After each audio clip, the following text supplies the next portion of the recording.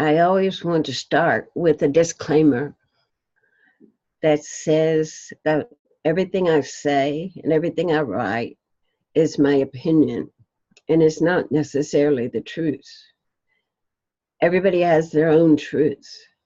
So I would appreciate it if you would turn on your discernment factor or your bullshit detector or whatever you call it for yourself. And so that everything I talk about, you will know what part of it is related to your truth. I've been doing this for 30 plus years, talking to spirit and learning things from spirit. And the most important things that they feel that we can do at this point is to ground ourselves, to make sure that we stay grounded in the body, and to protect ourselves.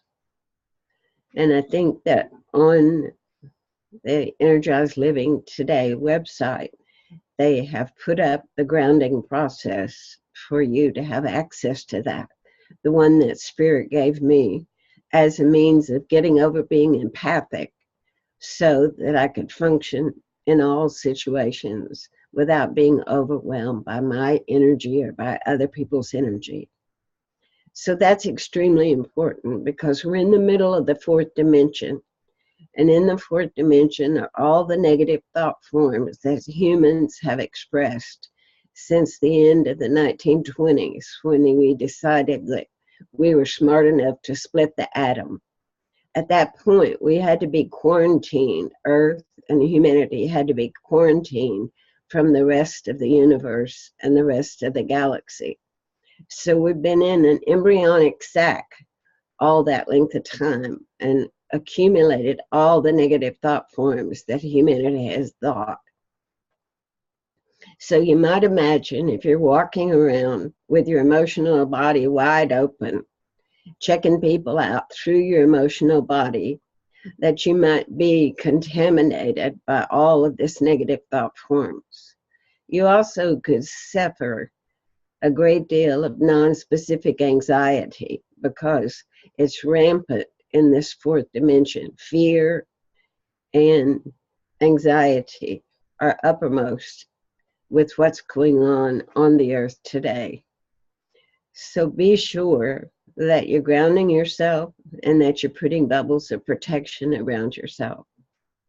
It's also really useful when you do your meditation in the morning. And I think that I sent Cindy or Ferris the meditation that I use in the morning so that you have access to that in writing on your website. One of the things I've learned is that most of our physical problems come from accumulated static electricity energy in our body. And when this energy accumulates in one organ, it can cause a dysfunction in that particular organ. So in the morning, when you do your meditation, it's useful to ask your body intelligence to balance or normalize all of the glands of your body, because the glands of your body are what you use to communicate with spiritual dimensions. The pituitary, the pineal gland, the thymus, all of those get involved in your ability to communicate with your higher self and higher dimensions.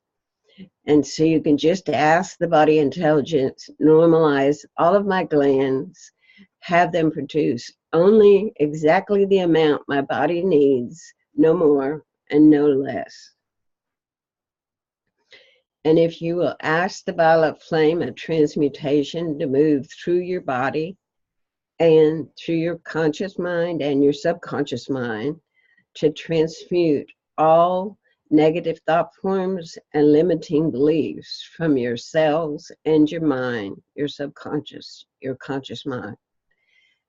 And doing this every day and asking that those spaces in your cells be replaced by light, you will be in a continual cleanup process of things that you've brought forward with you and stored in your cells and in your subconscious mind. You also want to have protection. You can call forth the blue energy of protection. I call this forth for my house, for myself, for my pets, for my car. And I include the protection from fire, excessive rain, flooding, tornadoes, because I live in Oklahoma where there are a lot of tornadoes, hail, excessive snow, and we have ice storms here. So there are all different kinds of things, theft, violence, terrorism, that you might include in what you would like to be protected from. And in my particular case, I'm asking, I live right in the middle of the United States, and we've been told previously that this particular area will eventually become a very high-level spiritual place, which right now is very difficult to believe. We're in redneck Bible Belt country.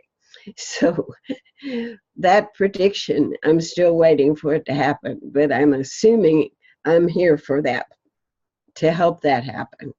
So I'm extending the blue light of protection about 30 miles in all directions from my body, pretty much covering the whole Oklahoma City metroplex area. And I would suggest that you do that. The most important thing we can do to raise our vibration is to begin to deliberately communicate, seek communication with your own soul. I know a lot of people that might be listening to this are psychic. We do not want to practice psychism. We want to practice mysticism. We want to be in contact with our soul, in contact with the Creator God at all times. And if you contact your soul, you will be issued a guide, or maybe more than one guide. There will also be levels of your oversoul. Now, a lot of people have never heard about the oversoul, and I know it's been talked about for many years in the ancient wisdom schools, but it doesn't seem to be written about very much in more recent metaphysical things. My experience is that the source sparked off parts of itself, and those were large enough to spark off parts of themselves. So it looks sort of like a giant fireworks display coming down through the different dimensions. And each one of the aspects is large enough to aspect off more versions of itself. So down through the different dimensions, you can have an innumerable number of people in your own oversoul.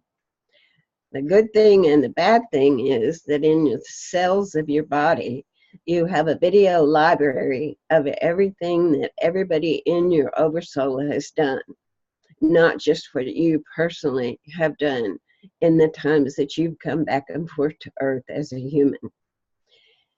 And so we have a responsibility to karmically clean up a lot of the oversoul, not just that part that we have done ourselves. Also, the other beings that are projected from your own oversoul, when you meet someone from your own oversoul, normally there will be an immediate reaction to that person, either positive or negative, depending on what your previous experiences have been with that person. A lot of times it will be so intensely energetic and intensely positive. And since we don't have a category here in normal human experience for that much energy, we normally jump in bed with the person as a first reaction to having that much familiarity and that much energy. We don't know what else to do with it.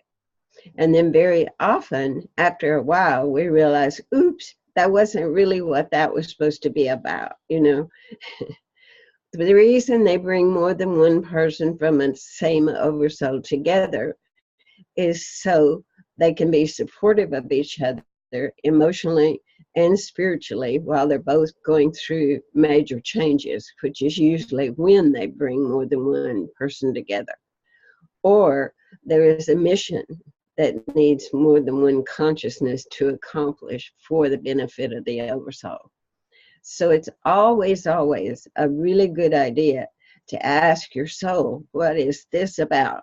When you meet someone and you have a really intense reaction to them, so that you don't go in the wrong direction. With it's easier to not go than it is to back out after you've been in bed with them.